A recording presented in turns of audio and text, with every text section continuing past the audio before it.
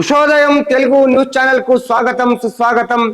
So మిత్రులారా, మరి ఇవాళ మన పొద్దుగాల వార్తలు చూసుకున్నట్టయితే మరి కొన్ని ముఖ్యాంశాలు, ఇక చాలా రోజుల నుంచి అనుకుంటున్నటువంటి మరి రేషన్ కార్డులు, ప్రధానంగా మరి తెలంగాణలో రేషన్ కార్డుల కోసం కొన్ని ఏళ్ల తరబడి ఎదురు చూస్తున్నటువంటి మరి ఈ తెలంగాణ రాష్ట్ర ప్రజలు మరి మరొకసారి మరి రాష్ట్ర ప్రభుత్వం అయితే ముందుగా డిజిటల్ కార్డులను మరి నిన్న ప్రారంభించడం అయితే జరిగింది.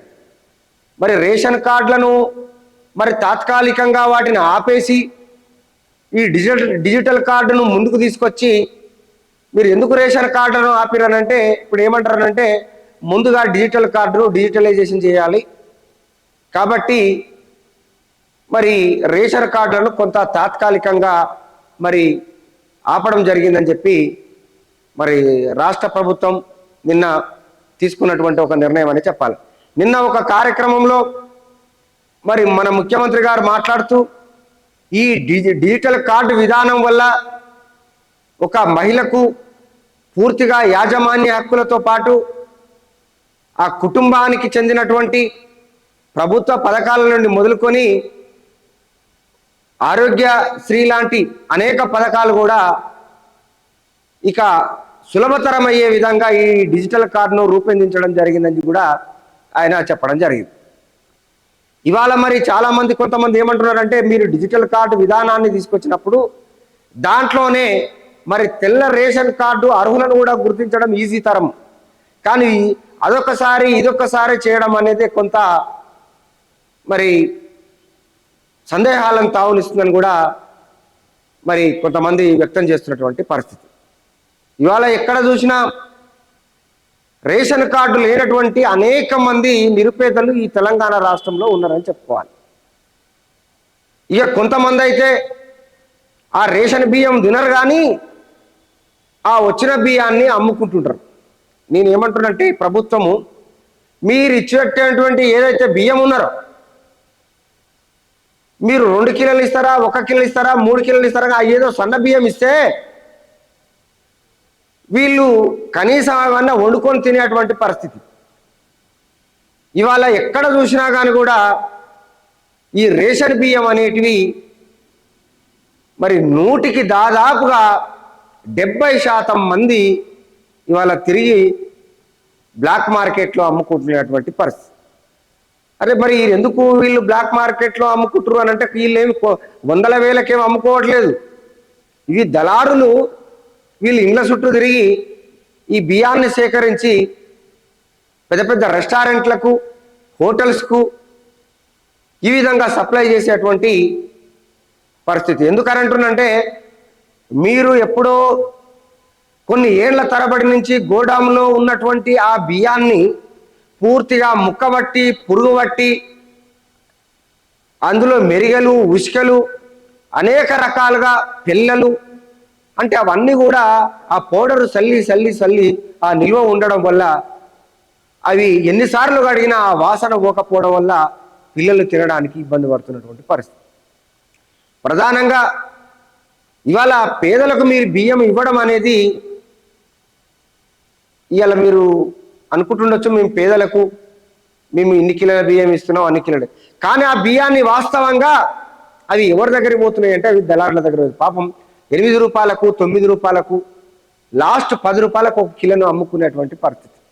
ఎందుకంటే ఆ అన్నం తినలేనటువంటి పరిస్థితులలో దుర్వాసన దుర్గంధం ఏర్పడుతున్నటువంటి ఆ బియ్యాన్ని ఇవాళ సన్న బియ్యం ఇస్తానని చెప్పినటువంటి గత ప్రభుత్వాలు మరి ఎందుకు ఈ పేదలని అంటే ఏ గవర్నమెంట్కైనా సరే మరి ఏ ప్రభుత్వము ఈ విధంగా మరి వీళ్ళ ఓట్లు కావాలి, వీళ్ళకు ఎన్నికలు వచ్చినప్పుడు పెద్ద పెద్ద హామీలు ఇస్తారు, కానీ మరి వాస్తవంగా మరి గద్దెనెక్కిన తర్వాత మాత్రం రేషన్ కార్డుల విషయం, ఈ సన్నబియ్యం విషయం, ఈ చదువుల విషయం పూర్తిగా మర్చిపోయేటువంటి పరిస్థితులు అయితే ఈ ప్రభుత్వాలు ఎవరొచ్చినా ఈ ప్రభుత్వాలు పేదల పట్ల కొంత అలసత్వం వహిస్తున్నాయనే చెప్పాలి.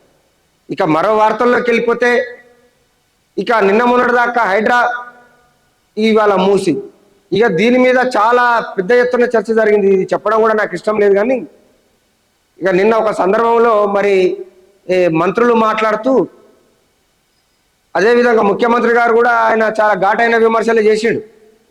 ఏమంటాడంటే ఆయన, వాస్తవంగా వీళ్ళ ఫామ్ హౌజులు ఏడగూలిపోతాయో అనే భయానికి ఇవాళ హైడ్రాను వ్యతిరేకిస్తుర్రు, వీళ్ళ అక్రమ కట్టడాలు ఎక్కడ కూలుతాయో అనే భయానికి ఇవాళ మూసిని వ్యతిరేకిస్తుర్రు అని నిన్న ఒక సందర్భంలో మరి ముఖ్యమంత్రి గారు మాట్లాడినటువంటి మాటలు ఇవాళ మీ ముందు ఉంచదలుచుకున్నాను. అంటే ఇవాళ ఫామ్ హౌజులు కట్టుకున్నటువంటి మరి అనేక మంది గత ప్రభుత్వ పాలకులైతేనేంది, ఇప్పుడున్నటువంటి పాలకులైతేనేంది, ఎవరైనా అక్రమార్కులైనా పర్వాలేదు, ఎవరైతే ఏంది, కానీ ఈ అక్రమ కట్టడాలు గుర్తించినామని చెప్పి మొన్నటిదాకా దీని మీద సర్వే చేసినామని చెప్పి దీని మీద చాలా గొప్పగా మాట్లాడినటువంటి మరి రాష్ట్ర ప్రభుత్వం మరి ఫామ్ హౌస్ల విషయానికి కొందుకొచ్చి ఇంత వెనుక ముందు ఆలోచన చేసిందో మరి ప్రభుత్వమే చెప్పాలి ఆ మాట కూడా. ఎందుకంటే మామూలు ఒక సామాన్య ప్రజలయ్యేటి హైడ్రా పేరు మీద మీరు కూల్చేసినటువంటి పరిస్థితి, ఎలాంటి నోటీసులు ఇవ్వకుండా పాపం ఎక్కడి నుంచో ఇతర రాష్ట్రాల నుంచి వచ్చి అప్పు సప్పు చేసి బ్యాంకులలో లోన్ తీసుకొని నిన్న మొన్ననే గృహప్రవేశాలు చేసి పాపం వాళ్ళ సంతోషంగాన్ని కూడా కనీసము ఆ ఇంట్లో ఉండకుండా ఆ ఇల్లును మొత్తం కూల్చేసినటువంటి పరిస్థితి మీది. ఇవాళ ఒక చిన్న మధ్యతరగతి కుటుంబాలు అవన్నీ కూడా ఏదో చిన్న చిన్న ఉద్యోగాలు చేసి పైసా కూడా పెట్టుకొని కట్టుకున్నటువంటి ఆ ఇండ్లను కూడా అందులో కొంత భాగం మరి పేదలు ఉన్నారు, మధ్యతరగతి వాళ్ళు ఉన్నారు. వీళ్ళంతా ఎక్కువ భారీగా నష్టపోయిందంటే వీళ్ళు. మీరు ఇప్పుడు కూడా చెప్తున్నాం ఏంటంటే ఎక్కడ కూడా ఫామ్ హౌస్లు మీరు ఇంకేం కూల్చలేదు. ఏం ఫామ్ హౌస్ కూల్చిరండి మీరు? ఒక నాగార్జునది మాత్రం, అది కూడా ఏంది, ఆ చెరువు కబ్జా చేసిండు అనే విషయాన్ని, అది చెరువుకు నిజంగానే కబ్జా చేసిండు కాబట్టి ఆ నాగార్జున గారు కూడా కామా కూర్చున్నాడు అంతే. ఇంకా ఆయన కూడా ఏం చేయలేదు. ఎందుకనంటే ఆయన చేసింది వాస్తవంగా కబ్జా చేసిండు అనేది అర్థమైపోయింది. మరి అప్పుడున్న ప్రభుత్వాలు కూడా చూసి చూడనట్టు, ఎందుకంటే ఆయన గతంలో నోటీస్ తెచ్చుకున్నాడు ఆయన కోర్టు నుంచి, దానివల్ల మేము పోలేదని వాళ్ళు బుకాయిస్తారు. కానీ ఇవాళ ఏమైందనంటే ఇవాళ కొత్తగా మళ్ళీ వీళ్ళు ఏం మాట్లాడుకుంటున్నారంటే ఇవాళ మీ ఫామ్ హౌజులు ఎక్కడైతే కూల్తాయనే భయంతో మా హైడ్రాని వ్యతిరేకిస్తున్నారు, మా మూసిని వ్యతిరేకిస్తున్నారు. కేటీఆర్ గారు, కేసీఆర్ గారు, హరీష్ రావు గారు అని ఈ విధమైనటువంటి మాటలు చెప్పారు. ఇవాళ బీఆర్ఎస్ ఈ విధమైనటువంటి మరి ఆరోపణలు చేస్తుంది అని చెప్పి మీరు చెప్తున్నప్పుడు మరి బీజేపీ ఎందుకు చెప్తున్నది? ఇప్పుడు బీజేపీ వాళ్ళు కూడా ఒక మాట ఏమంటున్నారంటే పేదల జోలికి వస్తే ఎట్టి పరిస్థితుల్లో కూడా ఫస్ట్ వాళ్ళ ఇండ్లు కూల్చితే మీ ప్రభుత్వం కూలిపోతుంది అని చెప్పి స్పష్టంగా నిన్న మన కేంద్ర మంత్రి అయినటువంటి కిషన్ రెడ్డి గారు స్పష్టంగా చెప్పడం జరిగింది. ఆయన మాటల్లో కొంత వాస్తవంగా మనం నిజం ఉందనే చెప్పుకోవాలి. ఎందుకంటే ఇవాళ ఏ పేదలైతే మిమ్మల్ని హక్కున చేర్చుకొని కాంగ్రెస్ పార్టీని ఇవాళ మళ్ళీ అధికారంలో తీసుకొచ్చినది ఎవరనంటే కేవలం ఎస్సీ, ఎస్టీ, బీసీ, మైనార్టీలు అయినటువంటి అనేకమైనటువంటి అట్టడుగు వర్గాలు, అణగారిన కులాలు, ఎస్సీ, ఎస్టీ, బీసీ, మైనార్టీ సోదరులైనటువంటి వీళ్ళంతా కూడా ఇవాళ మీకు ఓట్లేసి గెలిపిస్తే అధికారంలోకి వచ్చింది. ఇవాళ మీరు అధికారంలోకి వచ్చిన తర్వాత ఎవరైతే మీకు ఓట్లేసిర్రో వాళ్ళ మీద ఉక్కుపాదం పెట్టి అణచివేయాలనే ఆలోచన ఇవాళ చేయడం అనేది ఇవాళ అన్ని ప్రభుత్వాలు అదేవిధంగా మీ హైకమాండ్ తెలుస్తుంది ఈ విషయం కనీసం. ఇవాళ అదేవిధంగా అన్ని పార్టీలు కూడా వ్యతిరేకిస్తున్నటువంటి సందర్భం. మీరేమో బయటి రాష్ట్రాలకు పోయి అక్కడ బుల్డోజర్ రాజ్యం అనేది నడవదు అని చెప్పేమో మీ నాయకుడు రాహుల్ గాంధీ ఒకవైపు మాట్లాడతారు. మరి మీరేమో ఇక్కడ పేదల ఇండ్లను కూల్చడానికి, మధ్యతరగతి ఇండ్లను కూల్చడానికి, బడుగు బలహీన వర్గాల ఇండ్లను కూల్చడానికి ఇక్కడ బుల్డోజర్లను ప్రయోగిస్తారు. ఇవాళ ఒక చిన్న విషయం ఏంటంటే మనం ఇప్పుడు చెప్పుకోవాలి, అసలు సందర్భం కానప్పటికీ కూడా ఏంటంటే మీరు వాస్తవంగా ఇవాళ లాభపడేది ఎవరు అని అంటే ఒకవేళ దీన్ని కూల్చడం వల్ల అక్కడ ఉన్నటువంటి మూసి నిర్వాసితులు ఎవరైతే ఉన్నారో పూర్తిగా నష్టపోయేదేమో ఈ ప్రజలు. ఎందుకంటున్నామంటే ఇప్పుడు వీళ్ళను సడన్ గా తీసుకుపోయి ఆ డబల్ బెడ్రూమ్లో ఉంచితే ఆడ స్కూల్ ఉందా, ఆడ హాస్టల్ ఉందా, పోనీ ఆసుపత్రి ఉందా, నీటి వసతి సరైన నీటి వసతి ఉందా, కనీసం రోడ్లు ఉన్నాయా, కరెంట్ ఉన్నాయా అని అడుగుతారు. మీరు ఇది ఎన్ని సర్వే చేయకుండా ఇప్పుడు మధ్యంతరంగా వీళ్ళు ఒక మాట మాట్లాడతారు. ఏంటంటే ఒక చిన్న ఈ మాట కూడా చెప్పాలా మీకు. ఇప్పటిదిప్పుడు వీళ్ళను మల్లారెడ్డి కాలేజీలు కూల్చేసినా, పల్లా రాజేశ్వర రెడ్డి కాలేజీలు కూల్చేసినా పిల్లల భవిష్యత్తు ఖరాబ్ అవుతుంది కాబట్టి వాటిని కూల్చలేదని చెప్పి హైడ్రా కమిషనర్ రంగనాథ్ గారు కూడా స్పష్టం చేసినటువంటి మాట. మరి ఇవాళ ముఖ్యమంత్రి గారు మరి మూసిని కూలుస్తున్నారు కదా, మరి ఆ మూసిని పరివాహక ప్రాంతమైనటువంటి అనేక ప్రజల ఇళ్లను ధ్వంసం చేసేటువంటి కార్యక్రమం తీసుకున్నారు కదా ఈ సుందరీకరణ పేరుతోని. మరి వాళ్ళ పిల్లల భవిష్యత్తు అంటే వాళ్ళ పిల్లల చదువులు మరి ఇప్పుడు ఆగిపోతాయి కదా మధ్యాహ్నం. ఇప్పుడు నువ్వు తీసుకపోయి ఎక్కడనో సిటీ శివార్లో కట్టినటువంటి ఆ యొక్క డబల్ బెడ్రూమ్ ఇస్తా అంటున్నాం. మరి అక్కడ చదువులు ఎట్లా కావాలి అంటే ఈ ఇయర్ అంతా పోయినట్టే కదా. ఎట్లా ఇప్పుడు ఒక 4-5 నెలలు అయిపోయింది, ఇంకో 4 నెలలు అయితే చదివే అయిపోతుంది కదా. అంటే వీళ్ళ చదువులు ఓచప్పాయి. అంటే పేద ప్రజలకు చూడు, మల్లారెడ్డి కాలేజీలో చదివేటోళ్ళు ఎవరు చదువుతారు, పల్లా రాజేశ్వర రెడ్డి చదివేటోళ్ళు ఎవరు చదువుతారు. ఏమన్నా మామూలుగా ఆ పేద పిల్లలు చదువుకునేటువంటి చదువులా ఈ పల్లా రాజేశ్వర రెడ్డి కాలేజీలా, లేకపోతే మల్లారెడ్డి కాలేజీలో చదివేది ఎవరండి? బాగా డబ్బు ఉన్నోళ్ళే, బాగా ధనం ఉన్నోళ్ళే అందులో చదువుతారు. మరి మామూలు ఒక చిన్న పేదవాడు, ఒక మధ్యతరగతి వాడు చదివేది ఏంటంటే మామూలు స్కూళ్ళల్లో చదువుకుంటారు.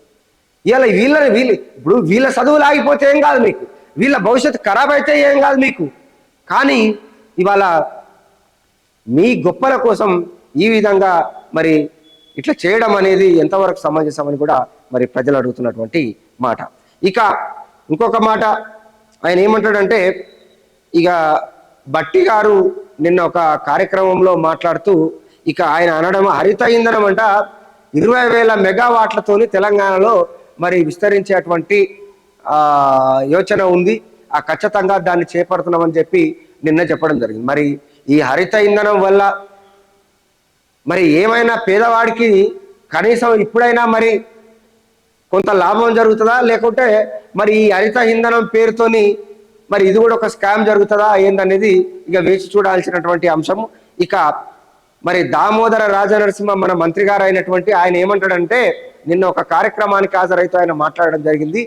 అరగంటలో ఆసుపత్రికి చేరే విధంగా ప్రతి ఒక్క గిరిజనుడి ఆరోగ్యం పట్ల ప్రత్యేకమైనటువంటి శ్రద్ధ పెట్టి ఇవాళ చాలా చోట్ల ఆరోగ్య కేంద్రాలను ఏర్పాటు చేస్తున్నాం, అదేవిధంగా ఒక నెట్వర్క్ పరిధిని కూడా ఏర్పాటు చేస్తున్నాం అన్నట్టు. ఇప్పుడు రాజనరసింహ గారు ఒక నెట్వర్క్ పరిధిని మరి తీసుకొస్తున్నాడట, అదేవిధంగా కొన్ని ఆరోగ్య కేంద్రాలను కడుతున్నాడట. ఇప్పుడు దీంట్లో అందులో ముఖ్యంగా ఎవరి కోసం అంటే ఇవి గిరిజనుల కోసం. మరి ఈ గిరిజనుల కోసం చేయాల్సినటువంటి పనులల్లో ముఖ్యం ఏంటంటే నెట్వర్క్ చేయడం వల్ల, నెట్వర్క్ చేసినంత మాత్రాన వీళ్ళ సమస్యలు పోతాయా?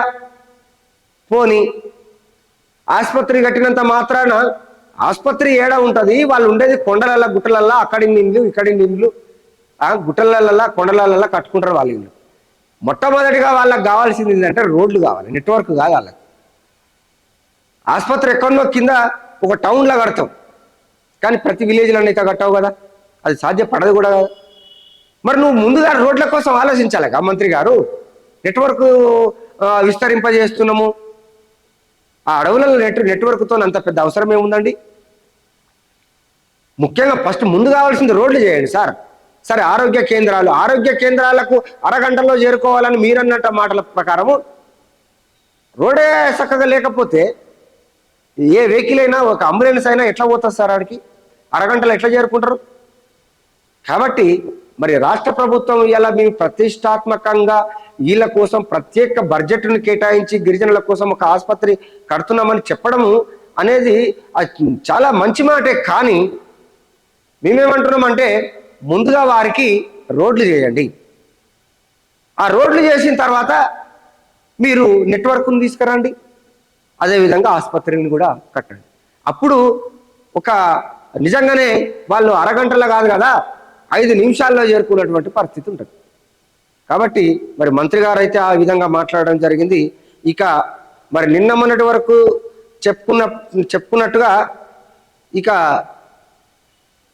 నాగార్జున గారు కొండా సురేఖపై పరువు నష్ట దావా కేసు అయితే వేయడం జరిగింది. అది నిన్న నాంపల్లి కోర్టులో వేశాడు. మరి నిన్న మొన్నటి వరకు కొంత ఇది కూడా ఒక రకంగా చెప్పాలంటే కొంత వివాదం అయితే జరిగింది.